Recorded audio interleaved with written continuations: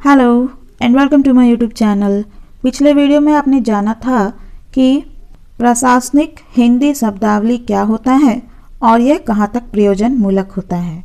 जैसे कि मैंने आपको कहा था, नेक्स्ट वीडियो में पढ़ाऊंगी पारिभाषिक शब्दावली की समस्या को प्रस्तुत करते हुए उसके समाधान के लिए क्या क्या कदम उठाया गया, समीक्षा करें। ठीक है, तो इस प्रश्न का उत्तर इस वीडियो में आप लोग जानेंगे। पारिभाषिक शब्दावली की समस्या को बताना है और उसकी समस्या के समाधान के लिए क्या कदम उठाया गया ये भी बताना है। ठीक है, किसी विचारक के विचार से अवगत होने के लिए सुबोध भाषा में उसकी अभिव्यक्ति होना आवश्यक है। यानी किसी विचारक के विचार को अच्छे से जानने के लिए उसका समझने लायक भाषा में अभिव्यक्ति होना यानी जाहिर होना जरूरी होता है, आवश्यक होता है। शब्दों के अभाव में यानी शब्दों की कमी में विचार का विचारक उसी तक सीमित रहकर समाज को लाभान्वित होने से वंचित रखता है। भाषा ही वह माध्यम है जो एक दूसरे से भावनात्मक या व्यावहारिक संपर्क बनाने में सफल योगदान करती है। हमारे समक्ष भाषा को अनेक समस्याओं में पारिभाषिक शब्दावली की समस्या सबसे बड़ी समस्या और उसका समाधान महत्वपूर्ण है। यह समस्या स्वाधीनता प्राप्ति के बाद भी बनी रही और आज भी है। इसके कारण इस प्रकार है। हमारी सरकार अनिश्चयात्मक निर्णय के फलस्वरूप अपनी स्पष्ट नीति निर्धारित नहीं कर पाती। कभी वह सोचती है कि भारतीय भाषाओं के आधार पर पारिभाषिक शब्दावली की रचना, वे तो कभी अंग्रेजी की पारिभाषिक शब्दावली को ज्यों की त्यों बनी रहे देकर उचित समझती है। यही कारण है कि इस दिशा में कोई ठोस कार्य नहीं हो पाया। दूसरा कारण यह है कि शब्दावली का निर्माण केंद्रीयकरण द्वारा न होकर विभिन्न राज्यों की भाषाओं में होता रहा है। इसके कारण शब्दों को एक रूपता का पूर्ण अभाव बना रहता है। इन शब्दों से बनी भाषा कारण शब्दों को एक रूपता का पूर्ण अभाव बना रहता है। इन शब्दों से बनी भाषा अशोधजन्य होकर पूर्व अवस्था में ही रूढ़ हो जाते हैं।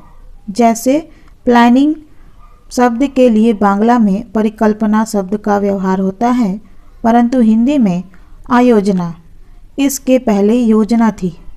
अतः आयोजन और परिकल्पना के कारण आम लोगों को समझने में कठिनाई होती है। तीसरा कारण यह है कि पारिभाषिक शब्दावली के प्रति कभी भी गंभीरता से निर्णय लिया जाए।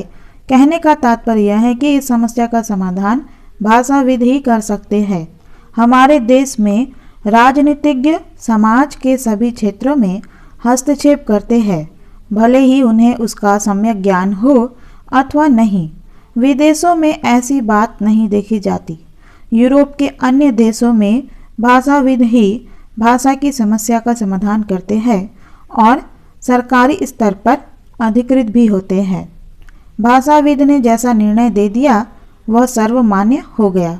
हमारे देश में राजनीतिज्ञ अपने आप को सर्वज्ञ समझते हैं और इसी अहम भाव को लेकर समाज के प्रत्येक क्षेत्र में हस्तक्षेप भी करते हैं। हमारे देश के अवृद्ध वर्ग में भाषा के प्रति जागृति की भावना लेस मात्र भी नहीं दिखाई देती है। हमारी भाषा विपन्न अवस्था में रहे या संपन्न अवस्था में, इससे उनकी संवेदना सजीव नहीं होती। हमारे समाज में किसी प्रकार की त्रुटि हो या व्यवस्था में अभाव हो, इसके प्रकाश में लाने का काम प्रबुद्ध वर्ग ही करता है। अपनी बोलचाल की खिड़की फरोश भाषा अपनाकर लेस मात्र भी अपमान की अवस्था की अनुभूति नहीं करते। कुछ अंग्रेजी के शब्दों को तो कुछ उर्दू के शब्दों को, हिंदी को टूटी फूटी भाषा से जोड़कर व्यवहार की भाषा अपनाते हैं। ऐसी विचारधारा भारतीय समाज के लिए सर्वथा शर्मनाक है।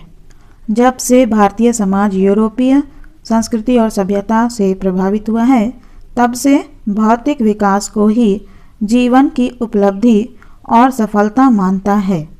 अपनी संस्कृति के विकास और भारतीय आत्मा की अभिव्यक्ति के लिए लालायित होता ही नहीं है। ऐसी परिस्थिति में हिंदी भाषा के विकास का चिंतन वह क्यों करेगा? पारिभाषिक शब्दावली की समस्या ज्यों की त्यों हमारे बीच बनी रही। भारतीय जनता को मात्र नैतिक आकांक्षा होती है, उन्हें अपनी संस्कृति की मौलिकता के प्रस्तुतिकरण की इच्छा होती ही नहीं। भाषा की एकरूपता ही हमारी भावात्मक एकता का सबसे बड़ा साधन है, जिसे प्रबुद्ध समाज कहीं से प्रश्रय नहीं देता। पारिभाषिक शब्दावली की समस्या का समाधान तब संभव है जब हम 3 बातों पर ध्यान देकर इन शब्दों की रचना प्रक्रिया पर ध्यान दें। पारिभाषिक शब्दावली बोलचाल की भाषा में प्रयुक्त होने वाली नहीं है। ये शब्दावली उन्हीं लोगों के लिए है जो प्राविधिक विषय का विशेष अध्ययन करना चाहते हैं। ये शब्दावलियाँ मात्र भविष्य की पीढ़ी के लिए हैं, वर्तमान पीढ़ी के लिए नहीं। हमारी बोलचाल की भाषा में अंग्रेजी के बहुत ऐसे शब्द हिंदी में रूढ़ हो गए हैं। हिंदीकरण करने के उपरांत उसे बोलचाल की भाषा में प्रयोग करना संभव नहीं हो पाता, क्योंकि सटीक शब्दों की रचना का प्रभाव है, जैसे केक, बिस्कुट, चॉकलेट, गिलास, cigarette, tub, truck, ticket, doctor, nurse, अस्पताल, लालटेन, कंपनी, कॉपी आदि सैकड़ों शब्द हैं जिनके बदले में हिंदी शब्दों का प्रयोग करना सबसे अधिक संभव नहीं है। हिंदी के पारिभाषिक शब्द हैं या अंग्रेजी के हिंदी के पारिभाषिक शब्द हैं या अंग्रेजी के, वे सामान्य बोलचाल की भाषा के लिए उसका ज्ञान आवश्यक नहीं।